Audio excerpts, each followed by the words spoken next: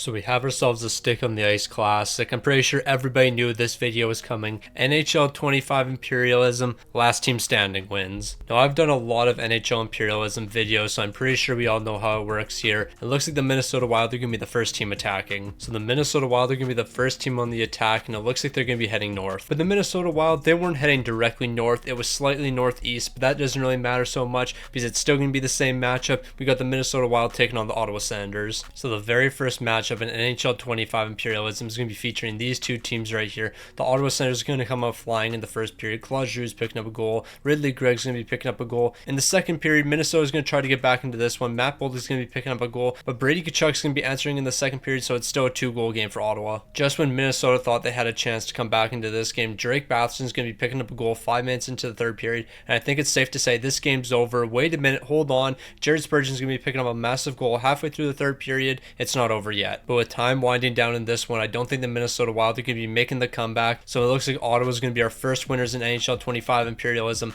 They're going to be staying alive. So Minnesota thought they were cooking, taking on a team like the Ottawa Senators, but it looks like it's going to be backfiring on them as they're going to be the first team eliminated here. Now Ottawa, you're going to be getting a nice upgrade to the team through eliminating the Minnesota Wild. So because of that massive victory from the Ottawa Senators, they're going to be allowed to take the best player away from the Minnesota Wild, and that means Kirill Kaprizov's going to be joining the team here, 93 overall. This is a great forward for Ottawa to bring to the team. Now before we move on to our next wheel spin here, to celebrate the worldwide launch of NHL 25, we're going to be doing a giveaway. So I'm going to be giving away 4 copies of NHL. 2 are going to be given away on Instagram, and 2 are going to be given away on Twitter. To enter the Instagram giveaway, all you're going to have to do is follow my account. Link will be down below. You're going to like the post regarding the NHL 25 giveaway. You're going to comment what console you're playing on, and you're also going to tag a friend. When it comes to Twitter, of course, you're going to have to follow my account. Link will be down below once again. You're going to have to like and retweet the post regarding the NHL 25 giveaway, as well as commenting which console you're going to be playing on. I appreciate all the support you guys have shown over the years, and good luck to everyone entering. So the Minnesota Wild are going to be the first team eliminated as they lost their battle against the Ottawa Senators. We're moving on to our next matchup, and that's going to feature the New York Islanders on the attack next. So the New York Islanders, they're hoping for a different result when they go on the attack, and it looks like they're going to be heading slightly southwest. And by adding slightly southwest, that's actually going to be changing the matchup. If they were to head directly west, then they would have taken on the Buffalo Sabres, but because they're going slightly southwest, we're going to have the New York Islanders taking on the Philadelphia Flyers. Now, if I were to make a prediction, I would say the Islanders are favored in this matchup. It's going to be a scoreless first period. Moving into the second period, Travis Konecny is going to be picking up a massive goal for the Philadelphia Flyers. We got ourselves a 1-goal game entering the third period, so anything can happen. The New York Islanders would eventually find a way to answer. Just 6 minutes into the third period, they're going to be tying this game up, but we still got lots of time left. After that Anders Lee goal, it would be scoreless for the rest of the third period, so we got ourselves a tie game entering overtime. Now anything can really happen. Next goal is going to be settling this one. The Philadelphia Flyers taking on the Islanders. It all comes down to 1 goal. So in NHL Imperialism, you got to put your body on the line. That's exactly what Jamie Drysdale is going to be doing. He's going to be getting absolutely rocked, but right before he does, he's going to be sending over to Travis Konecny, who's going to bury the OT winner, but that entire play starts with Jamie Drysdale making that huge pass. So it's pretty funny. Travis Konecny's going to be picking up a massive goal, scoring on Sorokin. So what does that mean? Sorokin's going to be joining the Philadelphia Flyers, and he's becoming the new starting goaltender. So with another great defense, it looks like the Philadelphia Flyers are going to be the next team gaining some more territory as they're going to be eliminating the Islanders. So the 2 attacking teams have been eliminated so far, so hopefully the Carolina Hurricanes don't get the same fate as they're going to be on the attack next. Carolina certainly doesn't want to continue the trend. If they're going to be attacking somebody, they want to be coming out on top. It looks like we're going to be heading due north. Now due north isn't really going to do much for the Carolina Hurricanes as they're just going to be claiming this free state. But as you know, around here, we're going to keep on spinning that arrow until we get a matchup. So let's go ahead and spin this arrow again and see where we're going to be off to next. It looks like we're going to be heading south, but slightly west in the process. But to be fair, that's not really changing things for us. It's going to be another free state. So it's arrow spin number 3 for the Carolina Hurricanes. Where are they off to next? They're heading south once again. And with this team heading southwest once again, who would have seen this coming? Another free state. So are the Carolina Hurricanes ever going to attack anyone? Another spin's going to be sending us south once again for the 3rd spin in a row. It's getting ridiculous. However, this time by heading south, we are going to be making it into some opposing territory, and that means the Carolina Hurricanes are going to be taking on the Tampa Bay Lightning. So Carolina versus Tampa should be a pretty good matchup here. It looks like Tampa's going to be picking up the first goal of the game. That's going to be coming from Cam Atkinson. In the second period, it's going to be a scoreless one, so you never know. We might be off to overtime yet again. So we saw some massive goal scoring in the third period. Chiarelli would pick up a shorthanded goal, but Carolina would pick up back-to-back power play goals to keep this game tied. 20 seconds left in the third period. More than likely, we're going to be off to overtime once once again. So I've just been big chilling here, watching the CPU play each other, and I'm not liking the fact that this is going to double overtime. I have to watch the CPU play each other even longer. So if anything's going to happen in double OT, can we get a goal 30 seconds in? I would definitely be okay with that. So we're finally going to have our answer in double overtime. It's going to be coming from Jordan Staal on the most ridiculous angle I've ever seen in my life. I have no clue how he scored this goal, but it doesn't matter. And it's going to be ending in double overtime, and the Tampa Bay Lightning are going to be eliminated. So that's a massive win by multiple standards. The Carolina Hurricanes are going to be the first attacking team winning here, but they're also going to be adding Nikita Kucherov to the team, 95 overall. If that's not a massive pickup, I don't know what is. So unfortunately, the Tampa Bay Lightning aren't going to get a chance to go on the attack here, as they're going to be eliminated. Now the Florida Panthers, they're in a tough spot, because if we land on them, they're going to have to take on the Carolina Hurricanes, and they're a much improved Carolina Hurricanes. So Florida could be in a lot of trouble. Then again, you never know what's going to happen. If Nashville somehow beats the Carolina Hurricanes, then Florida would have to take on Nashville. It can really go anyone's way right now. So another team has been eliminated in the Tampa Bay Lightning, which means we got to spin the wheel once again here. We almost landed on the Florida Panthers, but instead we're going to see the Pittsburgh Penguins. The Florida Panthers must be incredibly happy that we didn't land on them, because they would have been in a tough spot. But then again, things aren't going to be easy for the Pittsburgh Penguins, because they're going to have an incredibly tough matchup. Because Pittsburgh is not going to be taking on the regular Philadelphia Flyers. They're going to be taking on the Philadelphia Flyers with Sorokin on the team. So Philly's much improved. Pittsburgh's going to have themselves a very tough matchup. So the Pittsburgh Penguins and Philadelphia Flyers are definitely going to be a good matchup here. Pittsburgh's going to be picking up the first 2 goals of the game, but Philly's immediately going to be responding here. They're picking up 2 goals from themselves. We're entering the 3rd period in a tie game. We can't go to overtime again. I can't do this. Thank you, Sean Couturier, for picking up a massive goal here.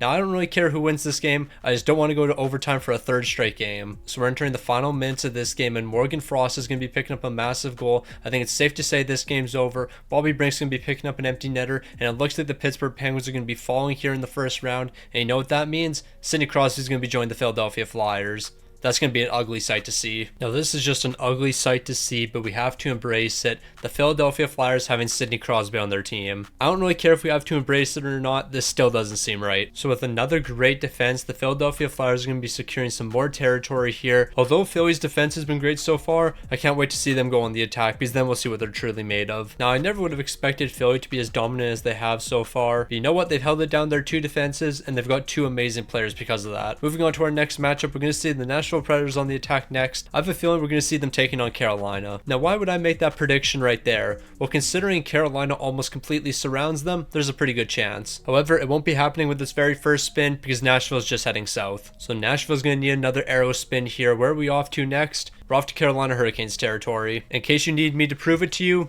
there's the map. So we got Nashville versus Carolina. 2 great teams are going to battle it out. So Nashville made a lot of big moves over the offseason. So let's see if they can make some big moves here in NHL Imperialism. So far, it's not looking good for them. They were down 3-0 at one point, but Novak and Stamkos are going to pick up some massive goals. So I think we're going to have a pretty close finish. So we're entering the final minutes in this game, but then Aho picks up a massive goal. Nyquist would respond a couple minutes later, but it's not going to be enough. Marty Natchez is going to bury an empty net goal, and the Carolina Hurricanes are going to be coming out on top 5-3. So if Nikita Kucherov wasn't enough for the Carolina Hurricanes, now they're going to be adding Roman Josi, another massive upgrade to this team. I think it's safe to say Carolina is going to be the favorite. So with that Carolina defense, we're going to see the Nashville Predators being eliminated here. As I just mentioned, Carolina's got to be the favorite. Not only were they a solid team already, but you added Nikita Kucherov and Roman Josi. No, that team's going to be unstoppable pretty quick. So some of these other teams got to get on the attack. They got to start bringing better players to their team, because I don't know if they're going to be able to compete with the Carolina Hurricanes. Boston, they got themselves a pretty solid team here. I guess the real question is Jeremy Swayman in between the pipes? Because technically he hasn't signed yet. If Jeremy Swayman isn't on Boston's roster, I'll go ahead and make some changes, because Jeremy Swayman should be there. He'll be the starting goaltender for the Boston Bruins. They're heading northwest first, and I think that immediately puts them into a matchup. Never mind, what do I know? Northwest just gives them this territory right here. So we're going to have to spin the wheel once again here to figure out where we're going to be going. It looks like instead of heading northwest, we're going to be heading southwest. And you might have thought that they would be taking on the Philadelphia Flyers, but instead, they're actually going to be taking this free state right here. In order to get to Philly, they have to go through this state, so that's what Boston's going to be claiming. So we got arrow spin number 3 for the Boston Bruins. This time they're going to be heading northeast. I'm just going to give them the territory basically north of them. Technically, northeast is just going to send them into the ocean, so I'll just give them this territory right here. And you know what? They own all the territory around this state right here, so they're going to gain that as well. Like, there's literally no other team that can gain that state right there. So let's go ahead and spin this arrow once again and figure out who the Boston Bruins are going to be taking on. South Southwest is an interesting direction because there's actually 2 teams they could take on. Never mind, stick on the ice is stupid. In order to take on the New Jersey Devils, you have to go through Philadelphia Flyers territory first. So the Philadelphia Flyers are yet again getting into another matchup. So Jeremy Swayman was already in the starting role for the Boston Bruins, so I guess he will be the starter for the Bruins. So the Philadelphia Flyers have been incredibly dominant so far, and can that dominance continue? Yes, it can. They're picking up 4 unanswered goals. They have a 4-2 lead entering the 3rd period.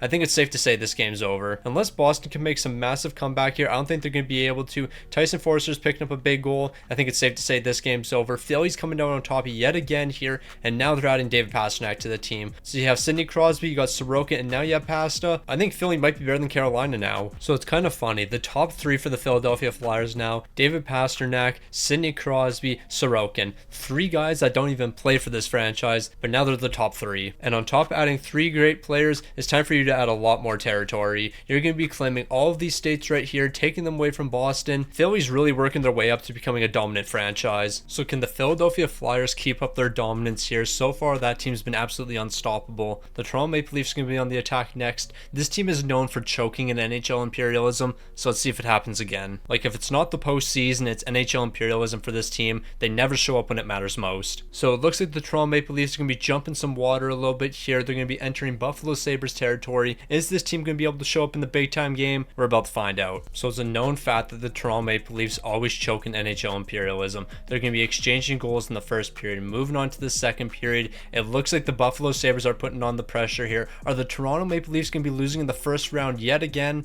Wouldn't be much of a surprise. So we're over halfway through the 3rd period right now. The Toronto Maple Leafs have had nothing going. I think it's safe to say we can simulate the rest of this game here, and that's exactly what we're going to do. The Toronto Maple Leafs following in the 1st round. Austin Matthews is now going to be joining the Buffalo Sabres. I don't know how this team chokes all the time. It doesn't make sense. Now, you have to admit, at this point, it's actually just really funny. Austin Matthews now on the Buffalo Sabres. What's the most amount of rounds the Toronto Maple Leafs have won in NHL imperialism? Like, I've done a handful of NHL imperialism videos, and I don't think they've ever made it past round number 2. It just never ends for the Toronto Maple Leafs yet again. It's going to be a massive disappointment for this team. They're going to be falling in the 1st round. Something about the Toronto Maple Leafs and falling in the 1st round just seems to go together. So it's time to move on to our next matchup. The Toronto Maple Leafs aren't going to be making it to round number 2. The Ottawa Senators, on the other hand, I guess we're about to find out with them. Now, because of where Ottawa is located on the map, they might be taking on the Buffalo Sabres next, but I don't think that's going to be happening. Instead of seeing the Ottawa Senators taking on the Buffalo Sabres, it looks like we're going to have ourselves an all-Canadian matchup. Ottawa taking on the Montreal Canadiens. So it's our first all-Canadian matchup. The Ottawa Senators taking on the Montreal Canadiens.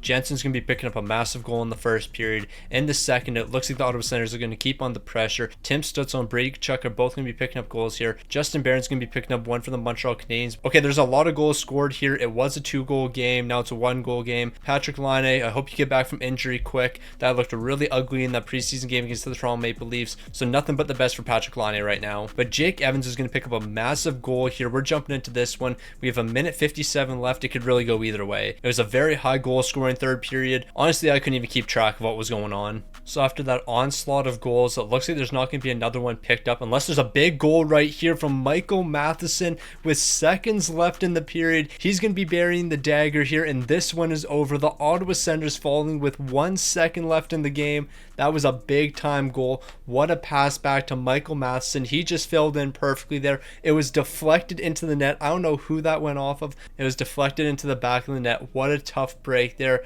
The coach is celebrating that one. He's getting gassed on the bench. The Montreal Canadiens are going to be taking this one, and the Ottawa Senators are going to be following here. So it doesn't look like the addition of Kirill Kaprizov was enough here. The Ottawa Senators are going to be following. So how it works when adding players is I have to select a player from the original team. So a guy like Kirill Kaprizov isn't eligible to be traded because his original team is the Minnesota Wild. Hence, the guy that's going to be traded away is going to be Linus Ullmark. He's off to the Montreal Canadiens. That's actually a really good pickup for Montreal. He's going to be tied for the highest overall player on the team, but an 89 overall goaltender is definitely going to be making a difference for Montreal. So Michael Matheson just picked up the biggest goal in NHL imperialism history. We've never seen a winner like that. With just 1.9 seconds left, he's going to bury that winner, and he's going to eliminate the Ottawa Senators. That's right up there with some of the massive OT winners we've seen. Michael Matheson's just going to be showing up in the big time moments. I never would have expected Michael Matheson to be picking up that big of an OT winner, but here we are. The Washington Capitals is going to be the next team on the attack here. We really seem to love the Eastern Conference. I don't know why. Based on the way things are going, we're definitely going to see a Western Conference team winning, because the only teams getting involved in matchups and the only teams being eliminated are Eastern Conference teams. Now that wheel spin right there is not really going to be giving the Washington Capitals too much other than this free state. So if you're only going to be getting a free state, that means we have to spin the arrow once again here, and this time we're going to be heading southwest. Now southwest is certainly leading us into a matchup. We have the Washington Capitals taking on a powerhouse in the Carolina Hurricanes.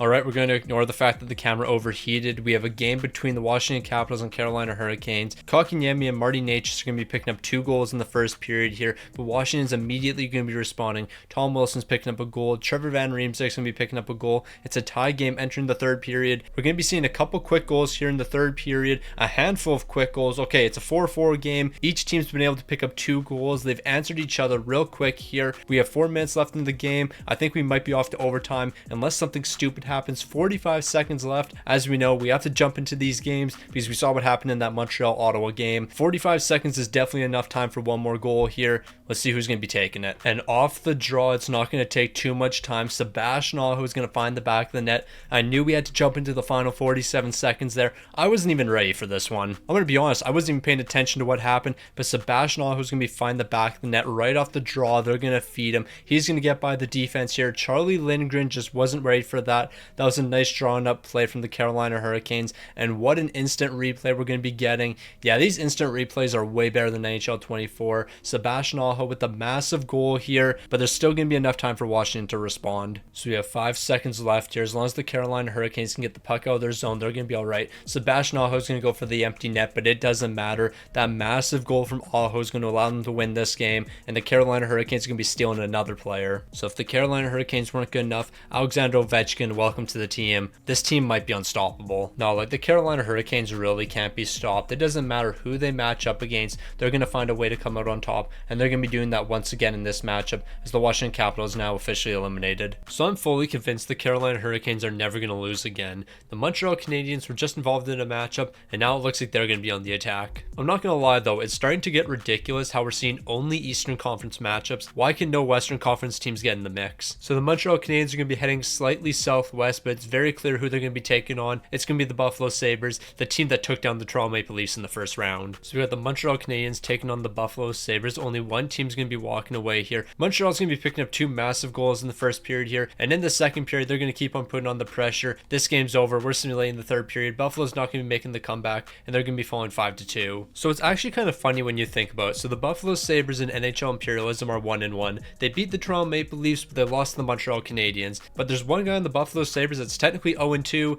and who is that? Austin Matthews. Bro didn't show up for the Toronto Maple Leafs, and then Bro didn't show up for the Buffalo Sabres. Once again, Austin Matthews is going to be disappearing when it matters most. So the Montreal Canadiens are going to be taking down the Buffalo Sabres, and they're going to be claiming some more land in the United States. This team's looking like a powerhouse so far. I mean, they can't really compete with the Carolina Hurricanes, but they're looking not too bad so far. Now, not very often do we have games like that Montreal-Buffalo matchup where the Montreal Canadiens are going to completely dominate the game. We're finally going to see a Western Conference team. That's going to be the Winnipeg Jets. But what are the odds they take on an Eastern Conference team like the Montreal Canadiens? That's my prediction right now. Like, it would only be fitting for us to finally get a Western Conference team, only for them to take on an Eastern Conference team. I'm pretty sure this arrow's giving us Winnipeg versus Montreal. Who would have seen this coming? Winnipeg taking on Montreal. It's almost like that was guaranteed. So the Montreal Canadiens going to be able to win another matchup here. So far, things are looking good. They're scoring back-to-back goals here. They got themselves a 2-1 lead entering the second period, but the second period is going to be a scoreless one. So once again, we're going to have a game going down to the wire. Slafkovsky's going to be picking up a massive power play goal, but right after that, Nick Suzuki's going to be responding. Yeah, this game's all over. Montreal has a commanding lead. They're going to be winning this one 6-1 here,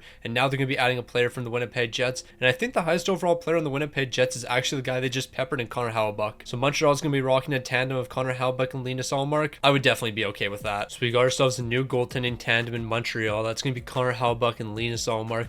2 great goaltenders. I don't think it matters which of these goaltenders you have as your starter, but clearly it's going to be Connor Hellebuyck. Now, if you told me at the beginning of this video the Montreal Canadiens would be an absolute powerhouse, I wouldn't have believed you. There's no way the Montreal Canadiens are going to be a powerhouse. But here we are, and look at this team. They're dominating. So we finally see a Western Conference team, and they immediately get smoked by an Eastern Conference team. It looks like we're going to be staying in the Western Conference. We have the Dallas Stars. Now, it's almost impossible for Dallas to take on an Eastern Conference team, so we're finally going to see 2 Western Conference teams matching up. I mean, something really stupid could happen, and Dallas might get really lucky and somehow avoid a lot of Western Conference teams, but I don't think think it's going to be possible. So with Dallas's first spin, they're going to be heading directly north, and that's just going to be giving them this free state. So Dallas, please take on a Western Conference team. That's all I'm asking. They're going to be heading north once again here, but it's going to be slightly northwest. Now this is a bit of a tough one. Where is northwest from the Dallas Stars logo? I think it's them taking on the Colorado Avalanche. I don't think they're going to be taking this state right here because it wasn't quite that northwest. It was actually more north than west. So I think we're going to see the Dallas Stars taking on the Colorado Avalanche. So we have an all Western Conference matchup. It took long enough. Like half the Eastern Conference teams are already eliminated before we even saw our first Western Conference matchup. It's ridiculous out here.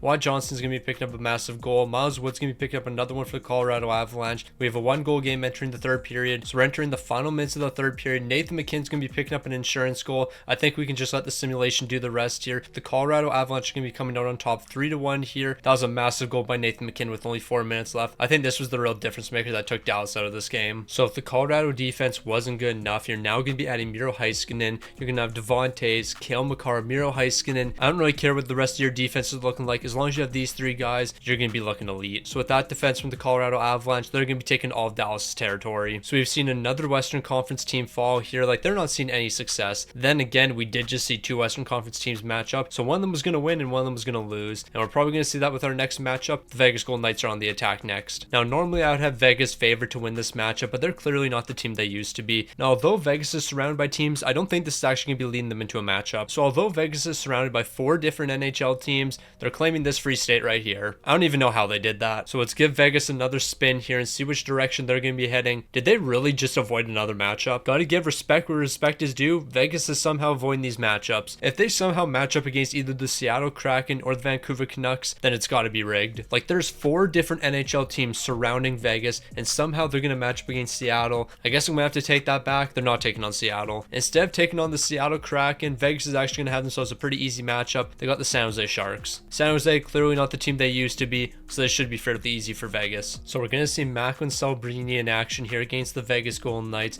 Let's see if San Jose can really compete with this team. It's going to be a scoreless first period. Moving into the second period, they're going to be exchanging goals. St. Louis legend Jake Wallman's going to be picking up one. Bryson's going to be picking up one for the Vegas Golden Knights. A tie game entering the third period. Never expected it to be a tie game, but here we are. And just after I finish that sentence, William Eklund's going to be picking up a massive goal. But hold on, Keegan Colasar is immediately going to be responding here. Then Will Smith's going to be responding. We got a high scoring third period ahead of us. And you know what? San Jose is going to keep on the pressure here. Juan Root is picking up a goal. If San Jose can pick up one more goal here, I think it's safe to say they got this game. And with time running out, I don't think Vegas is going to be making the comeback. Ty Delangelo is picking up a huge goal here. This game's over. San Jose completing the massive upset. Not only are they going to take down the Vegas Golden Knights and add their best player, but they're also going to be stealing all their land. But on top of all those things I just mentioned for the San Jose Sharks, the most important thing they're going to be getting, Jack Eichel, 91 overall, their new best player. Jack Eichel's going to be a massive help to their team. So just look at all this land that the San Jose Sharks are going to be acquiring. I know I said Vegas wasn't the team they used to be, but then again, it's not like San Jose is a powerhouse by any means, so this is definitely a big upset. So we've seen back-to-back Western Conference matchups, and I'm expecting we're going to see another one here. We're going to be seeing the newest franchise in the NHL. It's the Utah Hockey Club. So Utah is the newest franchise. You have massive expectations here. You're going to be heading directly north, and I'm pretty sure that's just a free state. Now this is a bit of a tough one. If they were to head directly north, I would say they enter San Jose Sharks territory. However, they did head a little bit east, so I'm going to say they're getting this free state right here. So the Utah Hockey Club are going to be avoiding a matchup here as they're going to be claiming a free state. But I can guarantee you, Utah is not going to be getting lucky twice, because with our next spin, we're going to be getting into a matchup against the Colorado Avalanche. So we got Utah versus Colorado, 2 decent teams here, a lot of land at stake. Let's see who comes out on top. So here we go, Utah getting into their first ever matchup in NHL Imperialism. They got to start off with a bang here, and that's exactly what they're doing, picking up the first 2 goals of the first period. Ross Colton is going to be responding though,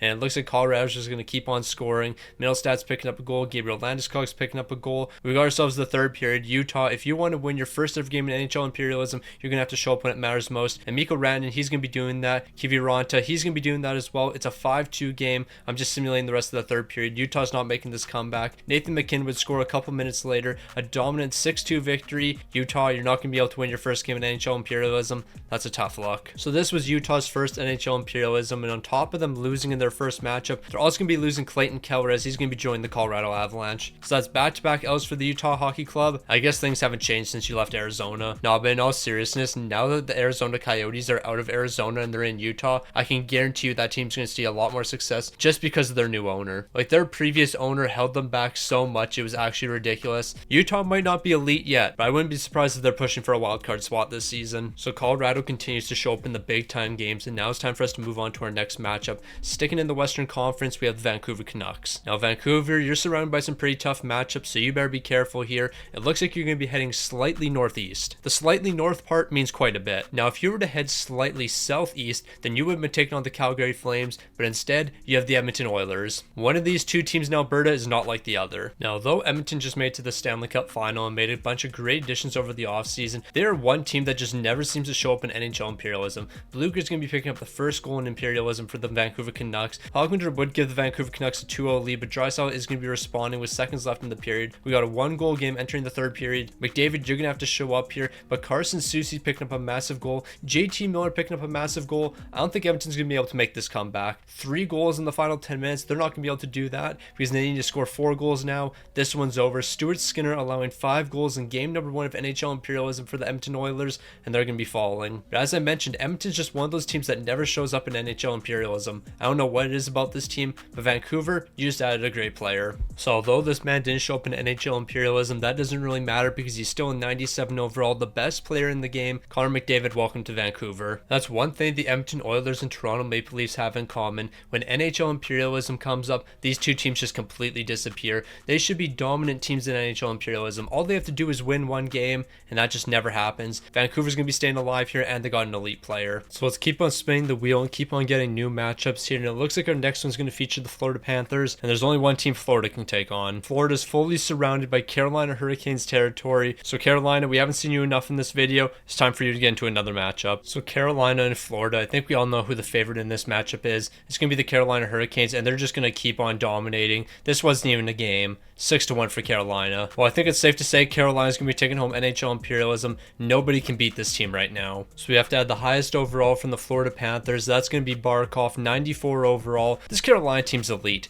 Kucherov, Barkov, Roman Josi, Sebastian Aho, Alexander Ovechkin, Jacob Slavin. Who's stopping this team right here? Nobody. So the Florida Panthers going to be following. That means Carolina's going to be stealing some more territory here. It's actually getting ridiculous. Like, Carolina's just so good right now, and no team can really compete. So Carolina continues to be involved in matchups, but they're not going to be involved in this one unless the Seattle Kraken do something absolutely ridiculous and cross the entire map. But we all know that's not going to be happening. And the reason that's not going to be happening is there's only 2 teams that the Seattle Kraken can take on. One of those teams being the San Jose Sharks, and that's who Seattle's taking on. Like, seriously, the only teams that Seattle could take on, San Jose or Vancouver, and it looks like they're taking on San Jose. So we have a battle of the West Coast. The Seattle Kraken taking on the San Jose Sharks. They're going to be exchanging goals in the first period. It's going to be a scoreless second. We haven't gone to overtime in a little bit here, so I wouldn't mind seeing an overtime matchup between these two teams. So we're over halfway through the third period, and so far neither team has been able to pick up another goal. I'm expecting we're going to be heading to overtime in this matchup unless somebody scores in the next minute here. A minute 30 left in the game.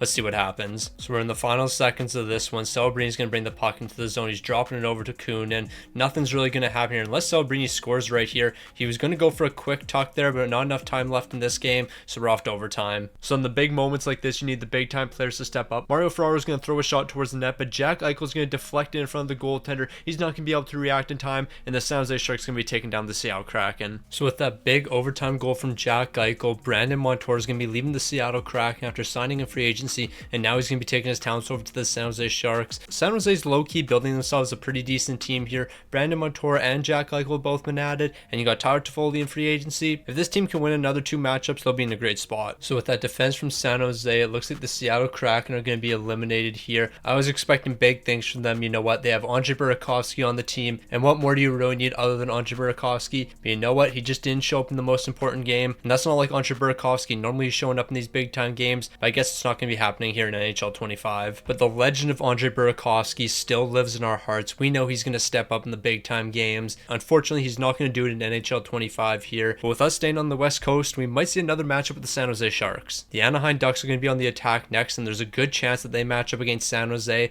but I guess that's not going to be happening because instead of matching up against the San Jose Sharks, they're going to be taking their talents northwest, and that means they're going to be taking on the LA Kings. Okay, so I'm not kidding when I say this. This is the exact moment in time when I realized I didn't update the Anaheim Ducks and LA Kings logos. I made the Arizona Coyotes the Utah Hockey Club, but I didn't change the Anaheim Ducks logo and I didn't change the LA Kings logo, but it doesn't really matter. The Anaheim Ducks are going to get shut out here. But yeah, probably should have updated those logos. So I guess the LA Kings are just going to be keeping their old logo for NHL Imperialism here, but if they're going to be keeping their their old logo, they do have to get something, and it looks like they're going to be getting 86 overall Troy Terry. Anaheim, I forgot your logo and you lost Troy Terry. Sucks to suck. The Anaheim Ducks are eliminated. We're erasing the old logo. Meanwhile, LA, if you somehow win NHL Imperialism with your old logo, that'd be pretty ironic. Now, but in all seriousness, I don't know why it never crossed my mind. The Kings and Ducks have new logos, so I probably should update those. Like, I feel like that would have just been common sense, but nope. Remove the Arizona Coyotes, update the Utah Hockey logo. What else could I possibly do? There's no other logos that changed during the offseason. Once again, stick on the ice, not cooking in the slightest. But we're not going to worry about that. We're just going to be focused on our next matchup here,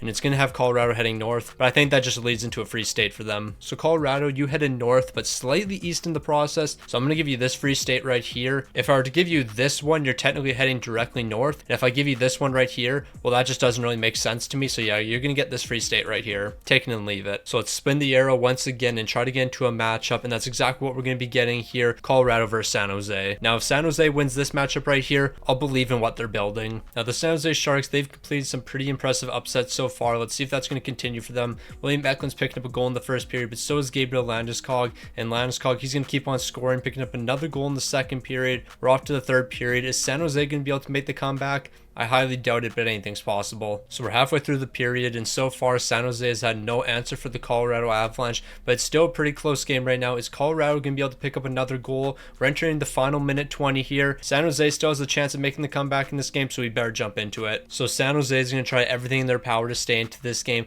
but Nathan McKinnon's going to have a chance at an empty net, and he's going to be able to bury this one. Colorado's going to be stealing this game away from the San Jose Sharks, and now they're going to be adding a player from San Jose. So as I mentioned, Tyler Toffoli is going to be joining the team here. He's probably going to play some bottom 6 minutes for Colorado, but if you have Tyler Toffoli playing bottom 6 minutes, then you must have an elite forward core. So that was a massive win for the Colorado Avalanche. They're going to be taking down the San Jose Sharks, but look at all the land they own now. It's getting a bit ridiculous. Colorado's running the game. I mean, Montreal's pretty good, and so is Carolina, so I might be getting a bit ahead of myself. So we're almost done with our first round of matchups. We have about 8 teams remaining here. It looks like the Columbus Blue Jackets are going to be attacking next. Okay, so we actually have 9 teams left, but it doesn't really matter too much. Columbus is going to be on the attack next, and they're going to be heading east. Now, Columbus is going to be getting kind of lucky here because they're heading east, but also slightly south, so that means they're going to be claiming this free state right here, avoiding Philadelphia. So what's spin number 2 for the Columbus Blue Jackets going to be doing? Well, it's going to have them heading southwest. But similar to the last spin, Columbus is just going to be picking up another free state here. So we're moving on to spin number 3 for the Columbus Blue Jackets. What's that going to be giving them? Who would have seen this coming? Another free state. Columbus just keeps on avoiding these matchups, but now they don't have a choice anymore. They have either Colorado, Detroit, Philly, or Carolina to take on. So Columbus can't avoid a matchup here. Our next spin's going to be sending us south, and that's the worst matchup for the Columbus Blue Jackets, because who do they get the privilege of taking on? The Carolina Hurricanes. Yeah, there's no point in even simulating this game. We all know what's going to happen. Now, this might be one of our quickest matchups. Carolina, what are you going to do in the first period? Barkov's going to pick up the only goal here. What's going to happen in the second period? Hold on, is Columbus going to complete the biggest upset of all time here? Ain't no way that's going to happen. Like, out of all teams, there's no way the Columbus Blue Jackets are going to be completing that big upset. Brett Burns is going to pick up a massive power play goal here. They're tying this game up. Columbus is on the power play, but they're not going to be able to capitalize. But Danforth right after is going to be picking up a goal here. We got a minute 53 left. Columbus might do the impossible. So Carolina's putting on the pressure now. 50 seconds left in this game. Barkov's got the puck. He's going to drop it over to Yossi. Yossi's going to drop it back to Barkov. He's going to get a great opportunity here, but they're going to shoot it wide of the net. They're going to be sending it back to the point. A nice shot. Alexander Ovechkin, what are you doing? What is OV doing? Throwing it back into their own zone. They got to regroup here, but they're turning the puck over. Sean Monahan's going to bury it. Alexander Ovechkin did not just do that. He did not send that back into his own zone. Marchenko collects it behind the net, sends it over to Monahan. That's not how the Carolina Hurricanes are losing. They are not losing like that. Ain't no way. That's how the Columbus Blue Jackets are going to take down the Hurricanes. I can't believe it. So in the final seconds, Carolina's not going to be able to pick up 2 quick goals. The Columbus Blue Jackets with the biggest upset of the video so far. No, that was ridiculous. The Carolina Hurricanes looked like an absolute powerhouse. I thought they were guaranteed to win, but I guess not. Columbus is making big time plays out here. So out of all the original players from the Carolina Hurricanes, Sebastian Aho is now going to be joining the Columbus Blue Jackets. Obviously, we're not allowed to take Kucherov, Barkov, Yossi, Alexander Ovechkin. So Sebastian Aho is going to be joining the team here. Not a bad pickup by any means. Hurricanes, and Columbus, you certified yourselves as a competitive team with that win. So look at all this new territory that the Columbus Blue Jackets are going to be picking up here, taking down an absolute powerhouse in the Carolina Hurricanes. I thought that team was going to be unstoppable, but here we are. So that was a big time win from the Columbus Blue Jackets. Never would have saw the Carolina Hurricanes losing to them. It looks like Connor Bedard's finally ready to get into the action here. The Chicago Blackhawks are going to be on the attack. Now, who is Chicago going to be taking on here? Let's give the wheel a good spin. It looks like they're going to be heading northwest. So northwest from the logo is going to be giving Chicago this free state right here. So that means we got to give the arrow another spin. So we got arrow spin number 2 for the Chicago Blackhawks. So what's that going to be doing? Well, that's going to be leading into a matchup. And we're going to see a team that just upset the Carolina Hurricanes.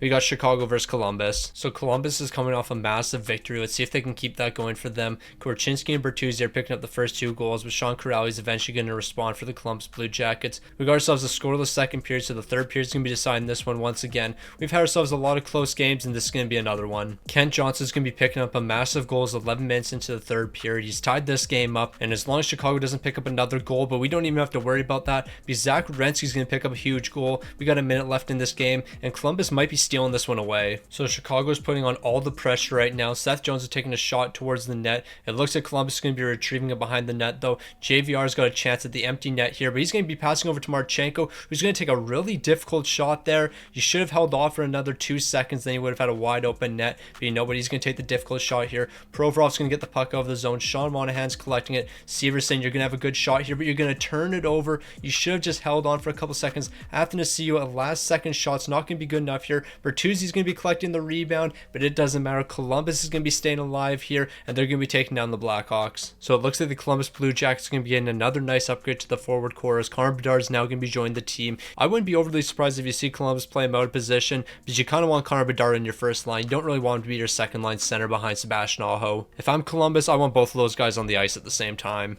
So with a great defense from the Blue Jackets, they're going to be taking down the Chicago Blackhawks here, and they're going to be surviving another day. But on top of surviving another day, they're also going to be getting all of this territory right here. So Columbus is turning into one of the powerhouses in the league. Who would have thought? So it's actually kind of funny. We've seen so many Western Conference teams in these last few matchups that there's actually less Western Conference teams left on the wheel than Eastern Conference. But the Calgary Flames are going to be our next Western Conference team on the attack. Now Calgary, you're not the team you used to be, so try really hard not to head west. But north doesn't really help you either, because whether you head west or whether you head north, it's going to be the same outcome for you. You have the Vancouver Canucks. Now Calgary, you're clearly not the team you used to be in previous seasons, so I'm not really expecting you to upset the Vancouver Canucks here, and clearly that's not going to be happening. It's a 3-0 game. We're just going to simulate the third period here, and Calgary's going to be getting shut out. The Flames really didn't put up that much of a fight against the Vancouver Canucks. Then again, they did take 35 shots, so Demko was just standing on his head. Nothing you can do about that. So although that was a quiet game for the Calgary Flames, it was a massive game for the Vancouver Canucks, as they're going to be adding Rasmus Anderson to the team next. So we're down to our final 6 teams here. We've seen a ton of Western Conference matchups, and it looks like that's going to continue. We got the LA Kings on the attack next. And you know what? We're going to save a bit of time with the LA Kings.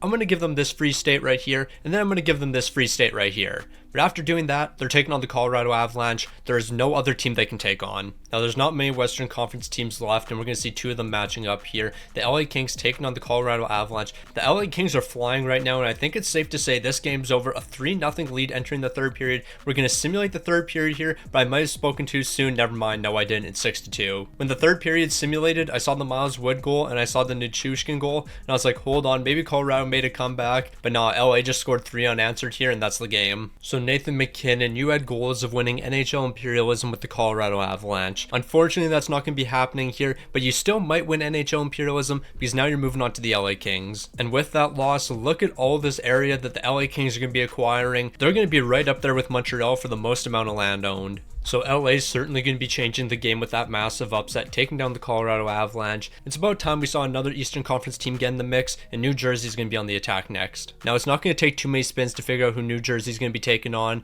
They're going to be heading slightly southwest, and I already know who that's going to be. Because based on where the New Jersey Devils logo is, if they were to go slightly southeast, that's going to bring them into some Columbus Blue Jackets territory, and that's who they're going to have to take on. So the Columbus Blue Jackets have proven people wrong, and they're going to continue to do so. Sean Monahan, Sebastian Aho, They're picking up goals early in this game. Connor Bedard is going to be picking up another goal for the Columbus Blue Jackets, but Dawson Mercer is going to be picking up one in this game. We got ourselves a 2-goal game entering the third period. It is possible for the Devils to make this comeback, but I would say if the Columbus Blue Jackets score another goal, then this game's going to be over. I don't see the New Jersey Devils scoring 3 unanswered, especially with the amount of time left in this game. New Jersey just can't get anything going. I think it's safe to say this one's over. We're going to simulate the rest of the third period. It's going to be a scoreless one, and the Columbus Blue Jackets are coming out on top. So the Columbus Blue Jackets are going to keep on surprising teams here. Jack Hughes is going to be joining the team next at a 94 overall. This team's low-key starting to look like a bit of a powerhouse. Now, it might not be too much land for the Columbus Blue Jackets, but they are going to be taking out the Devils here, and they are going to be securing this territory right here. I mean, it's really not that much land, but it is a bit more. So out of our final 4 teams, 3 of them are coming from the Eastern Conference, 1 of them from the Western Conference in the St. Louis Blues. St. Louis has made it into the top 10 here, and they haven't even had to fight anyone. But the Detroit Red Wings haven't had to fight anyone either, but they're going to be on the attack next. You always get those wild card teams that make it really deep in Imperialism, but aren't involved in any matchups. Detroit's definitely going to be getting into one here, though. They're going to be heading southeast, and it's very clear who they have to take on their southeast matchup. They got the Columbus Blue Jackets. Now, can the Columbus Blue Jackets continue their dominance here? Maybe not. Allowing 3 goals in the first period, definitely not ideal, and then allowing another 2 in the second. Does Dylan Larkin have a hat trick so far? I think he might. No, he doesn't. He has to pick up a goal in the third period here, but hold on, wait a minute, what just happened? I was assuming this game was over. The Columbus Blue Jackets stepping up in the biggest moments. I don't even know how that happened, but yeah, we got overtime. We have overtime. The Detroit Red Wings had a 5-0 lead entering the third period. This game was over, and now we're off to overtime. I just simulated the third period because I assumed when you're up 5-0 entering the third period, you're going to win. You are guaranteed to win here. I'm on the Columbus Blue Jackets bandwagon. I am praying this team wins this matchup. And after sparking one of the greatest comebacks we've ever seen, Mo Seider's going to be getting a shot past Merzlikins, and he's going to be ending this game, and the Columbus Blue Jackets are going to be following here. This is so unfortunate. Columbus deserved to win this game, but in saying that, Detroit also deserved to win this game because they were up 5-0 through 2 periods, and then they just completely collapsed. This game really could have gone either way heading into overtime, but it looks like Detroit's finally going to figure it out, and they're going to come out on top. So the highest overall player on the Columbus Blue Jackets is going to be Zach Werenski, so he's going to be joining the team at an 88 overall. Him on the top pairing alongside Mo Seider, that's going to be a great defensive pairing right there. As long as they don't allow 5 goals in the third period, they should be able to compete with some of the best in the league. So the Red Wings didn't have too much land, but they do now, taking all of this away from the Columbus Blue Jackets. That's a huge win for them. Unfortunately, Columbus is going to be eliminated here. This team did some amazing things, but it's going to be ending right now. So Detroit was able to do something incredible. Let's see if the St. Louis Blues are going to be able to do the same. They're on the attack next. Now, similar to Detroit, there's not too many teams St. Louis can take on. They're going to be heading directly south. They might have gotten a free state here. Even though they're completely surrounded, St. Louis still found a way to get a free state. This team always seems to pull off miracles. So let's give the arrow another spin here and see what's going to be happening. It looks like we're going to be heading northeast, so that means we're taking on the Detroit Red Wings. Detroit's coming off a massive win. Let's see if they can do it twice in a row. So the St. Louis Blues, the greatest franchise of all time, is finally going to get into a matchup here. Broberg and Raymond are going to be exchanging goals in the first period. It's going to be a scoreless second period. We have 2 great St. Louis goaltenders in between the pipes. Ville Husso for the Red Wings, Jordan Bainton for St. Louis. This is going to be a great goaltending matchup to see in the third period. And so far, it's been a scoreless third period, so let's see if we can get the offense going. All right, I guess we have to jump into this one. It's still a scoreless third period. We got a minute 20 left in the game. Let's see what happens. So St. Louis has got the full pressure meter maxed out, and they're going to continue to put on that pressure. As long as they can keep the puck in the offensive zone, they're going to be all right. But what are they going to do as I'm speaking? Lose the puck in the offensive zone and give up a goal. Okay, Detroit almost scored that. As long as St. Louis can play some decent defense, they're going to be headed to overtime, and that's exactly what's happening. So because St. Louis is just such an incompetent team, and for some reason just can't get the puck out of their own zone, they're going to be giving up a power play goal to the Detroit Red Wings in overtime. Yet again, Detroit's going to be winning in overtime because of a power play goal. But you know what, Andrew Kopp, you didn't deserve that one. Why St. Louis couldn't get the puck out of their own zone, I couldn't tell you. Now, without a doubt, we already know who's going to be joining the Detroit Red Wings. It's got to be Robert Thomas, the best player on the St. Louis Blues and one of the best players in the NHL. No question about it, Robert Thomas is starting to get his respect. Now, of course, the St. Louis Blues are going to let me down here, and they're going to be eliminated in the first round. Yeah, they're one of the final teams, but it doesn't matter. They're not going to be taking it home, and we lost Robert Thomas. Nothing's going right today. So we're down to two Metro Division teams, the New York Rangers and the Philadelphia Flyers. So out of these two teams, the Philadelphia Flyers are going to be attacking first. Now this could be a really interesting matchup depending on which direction they go. Because if the Philadelphia Flyers head directly north, then more than likely they're going to be taking on the Montreal Canadiens. Now they're heading northwest, but isn't enough to take on the Rangers. Now here's where things get difficult. If Philadelphia was to head directly north, they would take on the Montreal Canadiens. However, they were slightly northeast, so that means they're taking on the New York Rangers. Were they northeast enough to take on the Rangers? I'm going to say they were. We're going to have the Philadelphia Flyers taking on the New York Rangers. Let's go see if the Rangers defense is going to be good enough for them to get a wheel spin. So we got ourselves a Metro Division rivalry matchup. The Philadelphia Flyers taking on the New York Rangers. Obviously, the Rangers are going to be the favorite in this game. They have a 5-2 lead. Now, normally I would say this is enough, and it's certainly enough for the Rangers because their defense isn't quite as bad as the Detroit Red Wings, so they're going to be taking this game. Rempe's going to be picking up a goal in the final 2 minutes. I guess that was needed. So I guess David Pastrnak, Sidney Crosby, and Sorokin aren't going to be enough for the Philadelphia Flyers. They're going to be falling to the Rangers. That means Travis Konecny's going to be joining them, but the Rangers might not be alive too much longer. They're on the attack next, so we just got to spin the arrow. So we don't have to spin the wheel. We know the Rangers are attacking next. It looks like they're heading directly north. We got New York versus Montreal. For some reason, if you need clarification from that, Rangers taking on Montreal. Very clear. So this is our final first round matchup. The Rangers taking on the Canadiens. Adam Fox is going to be picking up the first goal in the first period. Riley Smith and Chris Kreider are both going to be picking up goals. Brendan Gallagher is also going to be picking up a goal for Montreal, so he's keeping this a close game. It's a 2-goal game, though. If Montreal wants to get back into this one, they better pick up a quick goal. And it doesn't look like that's going to be happening. Philip Hedl's going to be picking up one 5 minutes into the period. We're just going to simulate the rest of the period now.